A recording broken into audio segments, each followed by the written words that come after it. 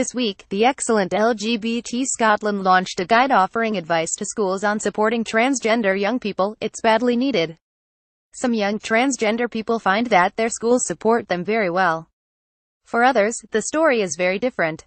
They find that their school does the minimum that they can legally get away with and no more. They fail to recognize and protect young people from transphobic bullying. They make a massive issue about things like toilets and changing rooms. I know one transgender young person who was made to use the accessible toilet, not something that they were necessarily unhappy with if it hadn't been presented in such a hostile way. The problem was that the accessible toilet was kept locked, so they had to ask for the key every time. That was incredibly stigmatizing and distressing for that young person. It's hardly surprising that their attendance at school was extremely low. The guidance covers practical, social and cultural issues, from residential trips and name changes to making the whole school an inclusive environment.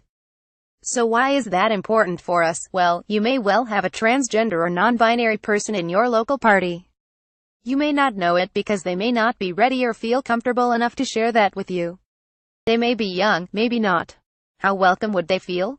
I'd recommend that every local, regional, state and federal committee member should read it and be aware of what it says.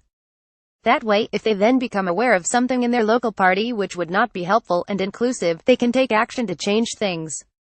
So, I'd urge you all to take a few minutes to have a read of this excellent and helpful publication. Karen Lindsay is editor of Liberal Democrat Voice and blogs at Karen's Musings. Read more by Karen Lindsay or more about inclusion, LGBT or transgender. This entry was posted in Opeds.